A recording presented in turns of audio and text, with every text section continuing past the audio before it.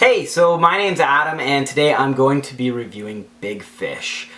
Now when I heard that we were going to be reviewing this movie, I asked my girlfriend Victoria what this movie was about, and she said it's a story of a son who doesn't believe the lies that his father has told him throughout his life, and he goes back and recounts all these tales to see if they could be sort of more believable than he thought they were.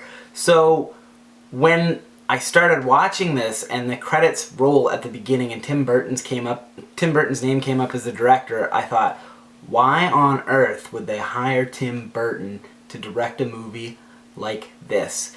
And a few seconds later, while recounting the story of this person's birth, a baby flies down the hallway and I realized exactly what type of movie this is and how Tim Burton is the perfect director for it. I love this movie. I am so glad that somebody recommended, I guess SourceFed recommended this movie. It's an incredible story. It's an incredible recounting of a father's tall tales about his entire life.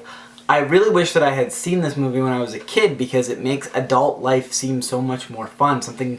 It's sort of what you wanted adult life to be like when you were a kid, what you expect it to be like. And then, of course, we all sort of found out that it's not like that once we got older. Some interesting things. I think this movie is sort of open to interpretation for, in a lot of places. For instance, they got to the point where the main character gets to, what's it called? I got it written down here. No, maybe I don't. The village, where it's sort of a utopian village, Spectre. When they show up in Spectre, I sort of interpreted that to be like heaven, because it's this utopian place and they have a checklist and they say, oh, you're early. And more interestingly is when they throw the shoes over the phone line, someone had told me years ago that that was a sign that someone had died. People do that as a memorial for where someone has died. Later, after watching this movie, I checked into it and I saw that that's actually open for interpretation. Nobody really knows, but some people believe that as well.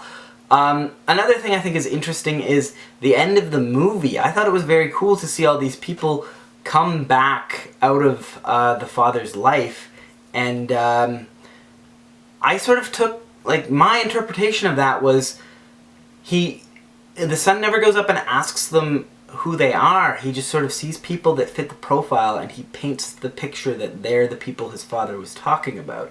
It sort of teaches you a lesson that there's a little bit of fiction even in the facts as you're experiencing them.